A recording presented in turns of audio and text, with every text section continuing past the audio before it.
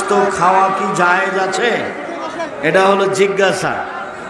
ঘোড়ার গোস্ত খাওয়া জায়েজ? হাদিস বুখারী মুসলিম, রুচি হলে খাবেন, না হলে না খাবেন। ঘোড়ার গোস্ত খাওয়া কি জায়েজ? জি, ঘোড়ার গোস্ত খাওয়া জায়েজ। আসসালামু আলাইকুম ওয়া রাহমাতুল্লাহি ওয়া বারাকাতুহু। ধন্যবাদ শাইখকে। তো বিশেষ করে যদিও আমি এনার সব কথাতে একমত নয়, তো এনার বলে নাই সকলের সব কথাতে আমি একমত নাই, এমনকি আমার সব কথাতে আপনাদের একমত হতে হবে না।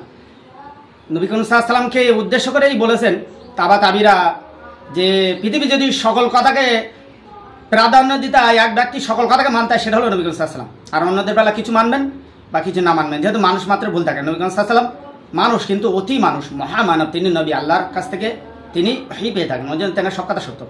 আমাদের সব কথা সত্য নয়, যত বড় আলেম হোক। তো যাই হোক, এনার এই কথাটা আমি একমত। আমি দলিল দিচ্ছি, উনি বুখারী মুসলিমে দলিল দিলেন, আমি সুনান ইবনে মাজার 3191 হযরত জাবির ইবনে আব্দুল্লাহ রাহমাতুল্লাহ আলাইহি থেকে বর্ণিত। তিনি বলেন, খাইবারের যুদ্ধকালীন সময় আমরা ঘোড়া ও বন্য গাধার গোস্ত ভক্ষণ করেছি। এই হাদিস থেকে আমরা ঘোড়া আর বন্য গাধার গোস্ত খাওয়ার হাদিস পাচ্ছি, দলিল। আর এই হাদিস নাম্বার হচ্ছে 3197। হযরত জাবির ইবনে আব্দুল্লাহ রাহমাতুল্লাহ আলাইহি থেকে বর্ণিত। তিনি বলেন, আমরা ঘোড়ার গোস্ত আহার করতাম। আর রাবি আতা বলেন, আমি বললাম খচ্চরের গোস্ত, তিনি বললেন না। খচ্চর বলতে আপনার ঘোড়ার চেয়ে একটু নিম্ন পর্যায়ে ছোট যেটা দেখতে। তো এখানে আমরা ঘোড়ার গোস্ত বা গাধার গোস্ত খাবার দলিল পাচ্ছি। তো অবশ্যই আপনার রুচি হলে খাবেন, না হলে না খাবেন। দেখুন, আপনাকে জোর জরি করা হবে না।